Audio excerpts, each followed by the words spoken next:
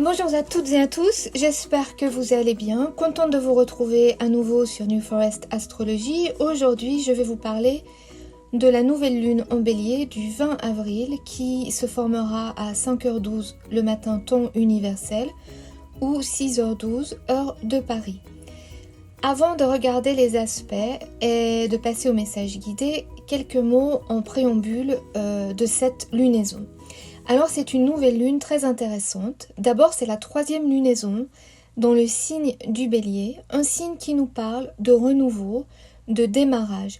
Et cette année, les énergies cosmiques insistent très fort sur la notion de démarrage. Je vous rappelle qu'on a eu d'une part l'entrée de Saturne en Poisson le 7 mars, qui vient collectivement parlant redéfinir nos systèmes de croyances, réguler des comportements, des choses assez subjectives ou que l'on a du mal à contrôler. Et d'autre part, la première incursion plutonienne en Verseau a eu lieu le 25 mars et elle annonce le début d'un transit riche en transformations sociales et humaines à l'échelle globale. Alors on est vraiment dans une phase d'initiation que vient souligner cette 3e lunaison en bélier. Bélier signe de feu, actif et initiateur. Et ce qui est significatif ce 20 avril, c'est que cette lunaison s'accompagne d'une éclipse solaire dite hybride. C'est un phénomène rare, environ une fois par décennie, et cette éclipse ne sera visible que dans l'océan Indien. Alors, on l'appelle éclipse hybride parce que l'ombre portée qui va se dessiner formera un filet exceptionnellement étroit sur la Terre et se terminera en éclipse annulaire. Donc on a une éclipse totale et une éclipse annulaire à la fois, donc 2 pour le prix d'une. J'ai envie de vous dire de prendre cette nouvelle lune et cette éclipse hybride comme un cadeau parce qu'elle va nous entrouvrir un rideau comme ce mince filet projeté sur la Terre, ce mince filet d'ombre, et elle va nous entrouvrir un rideau pour nous laisser entrevoir ce que nous réserve le passage d'une Nord en bélier et qui est imminent, c'est à la mi-juillet cette année. Alors en effet, le 20 avril, nous aurons le soleil et la lune ensemble sur le 29e degré du bélier, à proximité d'une Nord, lui en taureau, et cela va donner lieu à ce phénomène d'obscuration du soleil qu'on appelle une éclipse.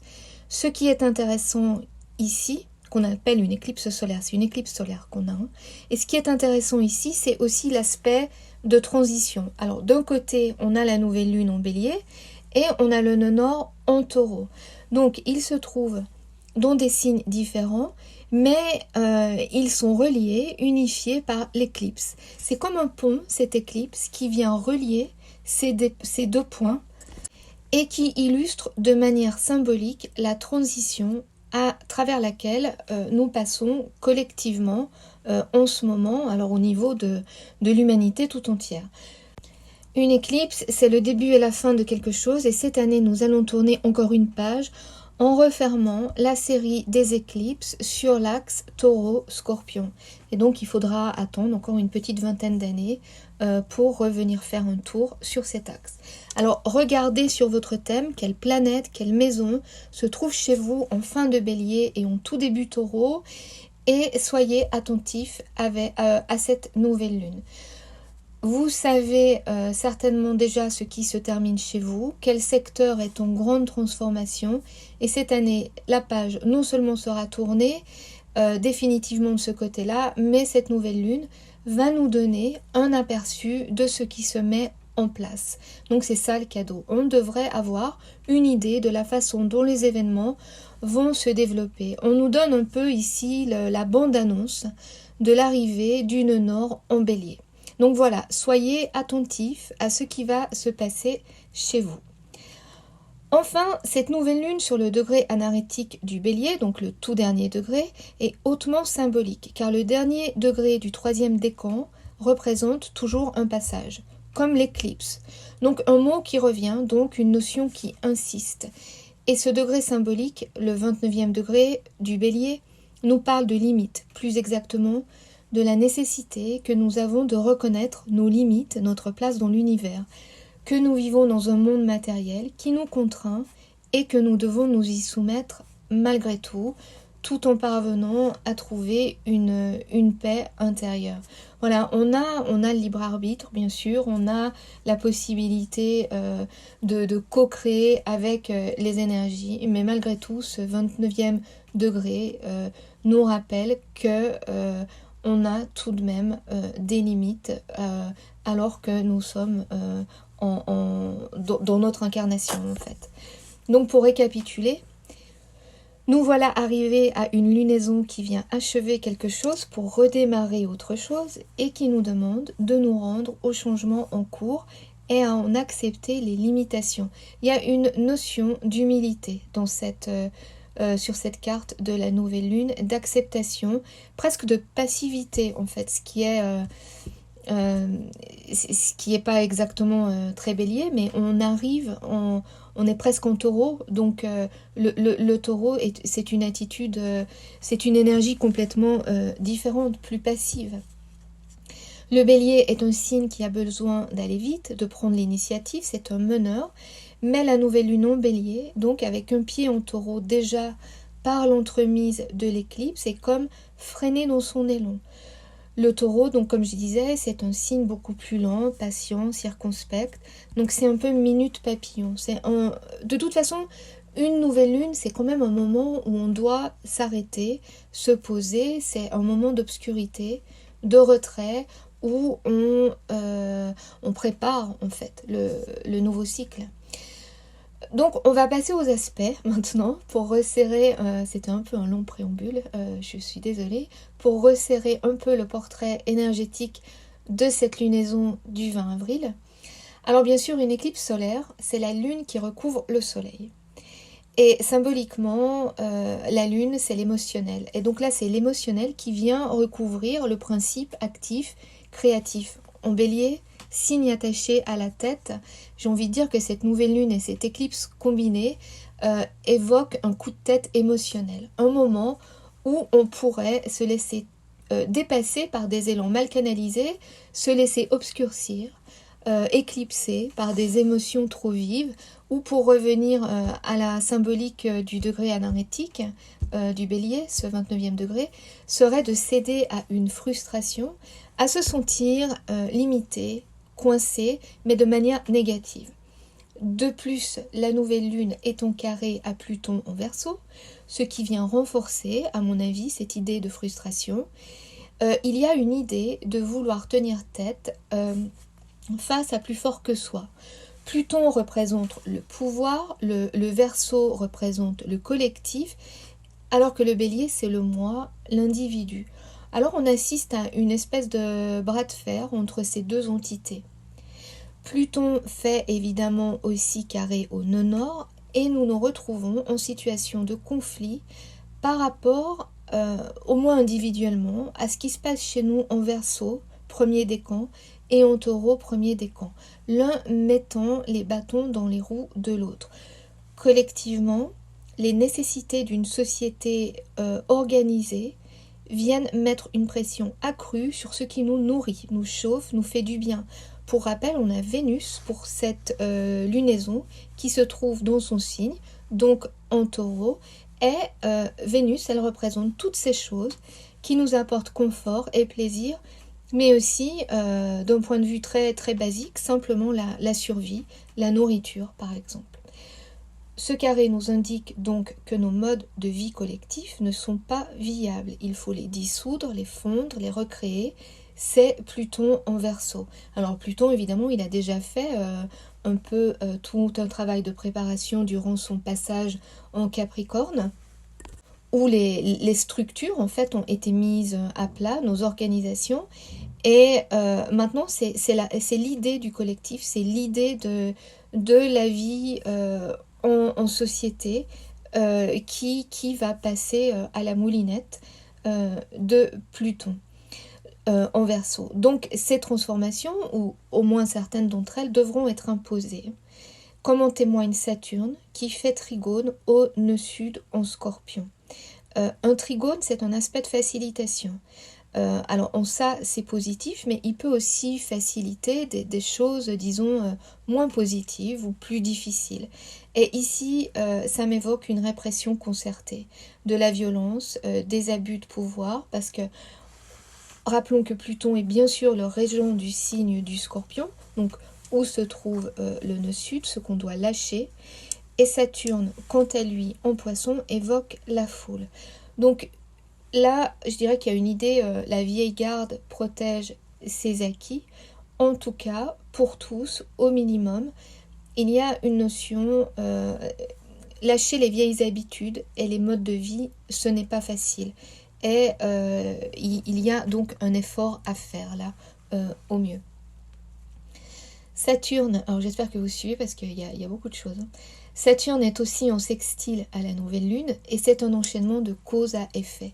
L'autorité qui vient frustrer cette lune en bélier. Alors le bélier veut désespérément avancer, conquérir.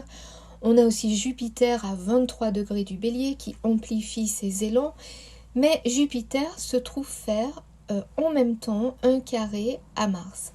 Alors Mars c'est le maître du bélier et un carré aussi Jupiter à Pallas, tous deux en Cancer. Et Mars à 13 degrés, il vient remuer ce qui est ancré au plus profond de nous et nous propose de prendre des risques or la prise de risque n'est pas ce qui caractérise le Cancer, d'où une tension ou en tout cas un inconfort.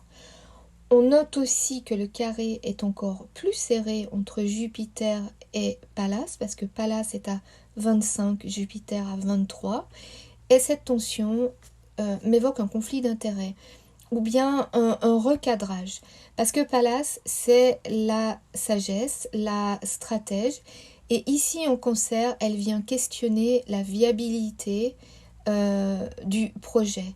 Est-ce que tout a été pensé correctement? Elle veut bien, Pallas, elle veut bien entrer dans la bataille, elle veut bien se battre, mais Pallas, elle réfléchit.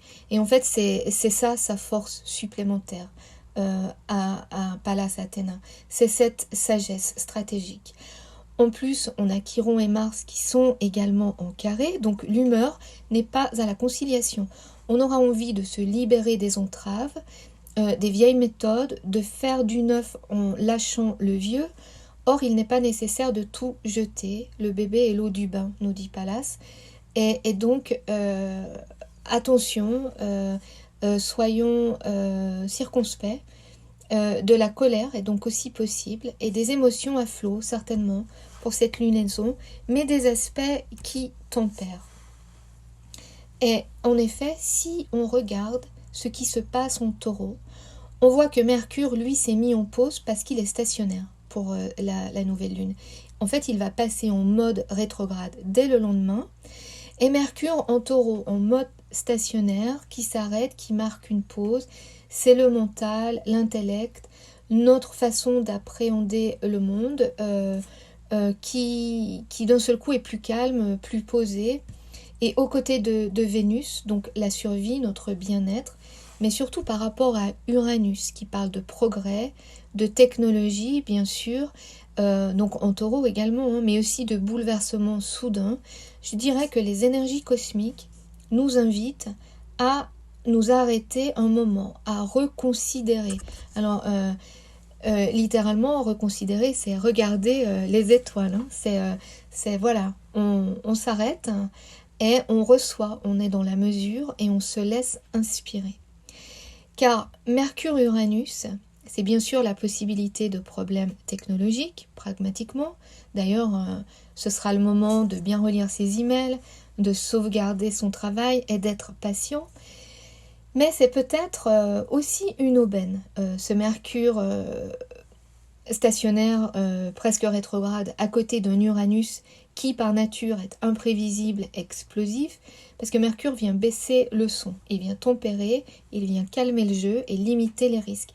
Mais aussi, et ça tombe bien parce que c'est une nouvelle lune où on parle d'ensemencement, il vient faire mûrir, peut-être en s'arrêtant un moment, il vient faire germer l'éclair de génie, les idées novatrices qui pourraient éclore au moment de leur conjonction qui aura lieu début juin. C'est ça, un Mercure-Uranus, ça peut être aussi un éclair de génie.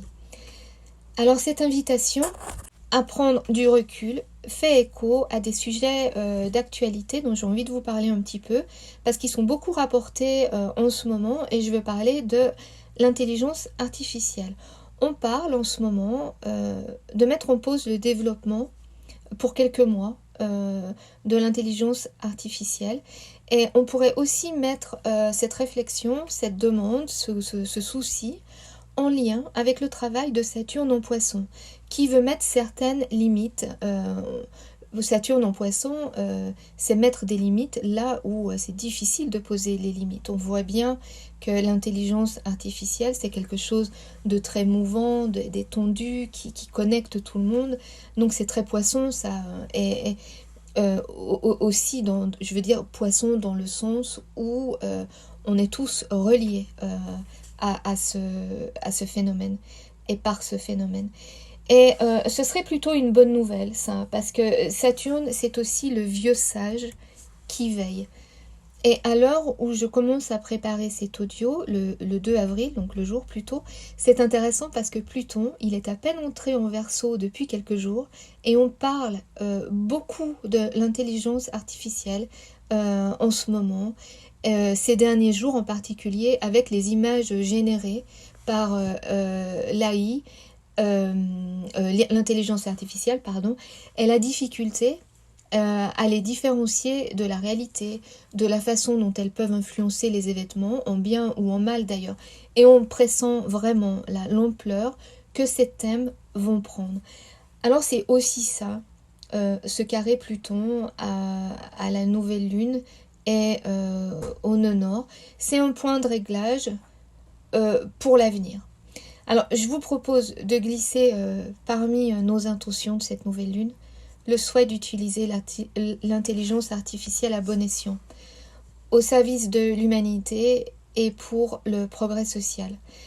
Prenons un temps de réflexion pour bien comprendre les enjeux.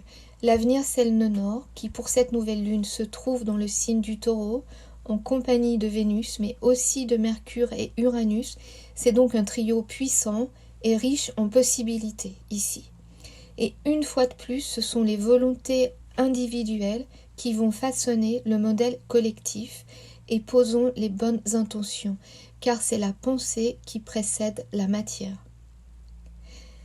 Cette nouvelle lune est la dernière sur l'axe Taureau-Scorpion, doublée de cette éclipse hybride. On clôture pour de bon le travail du nœud nord en Taureau, en ensemençant le cycle qui s'ouvrira le 13 juillet en Bélier, avec le passage du nœud nord en Bélier.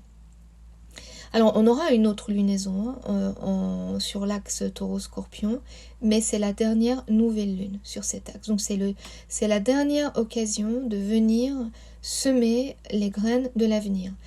À ce moment-là,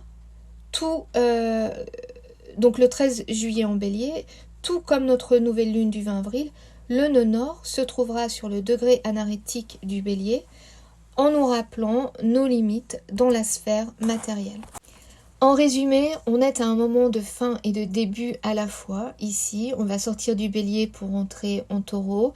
Et cette lunaison nous en trouve le rideau de ce qui nous attend individuellement, mais aussi collectivement, pour le transit prochain du nœud nord en Bélier. Tout en nous proposant de participer à la nouvelle boucle évolutive dans la limite de nos moyens. Alors, je ne vais pas vous faire de l'astrologie tout beau tout rose, on est au travail. Je vous rappelle que jusqu'en 2025, fin 2025, nous traversons une zone de turbulence qui correspond à une élévation de conscience. Du coup, il y a un tri, une sélection naturelle cosmique qui se fait aussi au niveau terrestre, parce que ce qui est en haut est comme ce qui est en bas. Alors, je vais répondre à une question qui m'a été posée. Et on m'a demandé qu'est-ce qu'une élévation de conscience ou une montée en fréquence. Alors on en parle souvent comme quelque chose de presque irréel, mais qui est en fait bien tangible, bien visible. Et c'est pas un processus inédit, mais c'est quelque chose de constant avec des plateaux et des niveaux. C'est une évolution de nos perceptions, de nos perspectives sur notre condition humaine, sur l'univers, qui se fait à travers des avancées scientifiques ou des mouvements artistiques, alors inspirés par les mouvements cosmiques. C'est une actualisation de l'intelligence, un développement de nos capacités intellectuelles qui nous permettent une perspective nouvelle. C'est un changement d'étage, on passe d'un plateau à un autre et ce sont des moments clés dans l'histoire humaine qui sont toujours extrêmement polarisants. Ça fait partie du processus et c'est là où nous sommes en ce moment.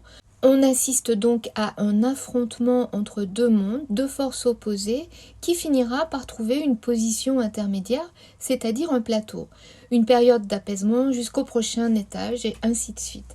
Alors c'est un phénomène d'actualisation, de mise à jour qu'on pourrait vraiment comparer à ce qui se passe avec nos ordinateurs, nos téléphones. Et les astres sont les activateurs de ces mises à jour. Toutefois, comme nous avons notre libre arbitre, nous avons le choix de la réaction, résister ou nager avec le courant. Aujourd'hui, une porte s'ouvre sur des perceptions nouvelles et c'est la conscience des mondes invisibles qui se réveille et notre connexion au grand tout. On hésite entre magie et machine, entre licorne et robot. Nous devons trouver une position intermédiaire, une réconciliation. Et cette nouvelle lune est une opportunité d'interagir avec les énergies cosmiques et d'orienter, si vous voulez, le gouvernail de notre évolution. Alors comment traverser ce moment et participer à ce renouveau, même si on se sent dépassé par tout ça? Alors je vous dirais, c'est en acceptant de se laisser traverser par le changement, de se laisser inspirer et en élevant son propre niveau vibratoire avec des choses toutes simples, par la prière, la joie, surtout la mesure.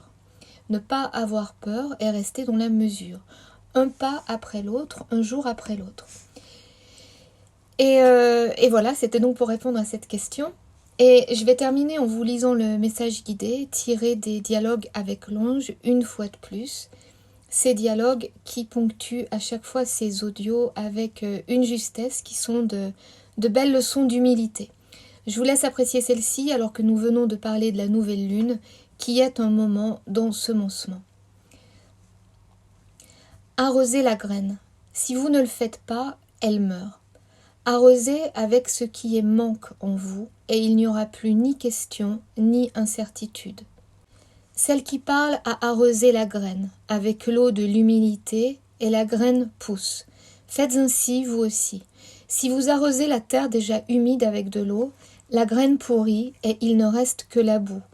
Cherche en toi le manque et tu seras entière. Alors, voilà pour le message guidé pour cette lunaison. Je vous dis à très bientôt pour la prochaine pleine lune.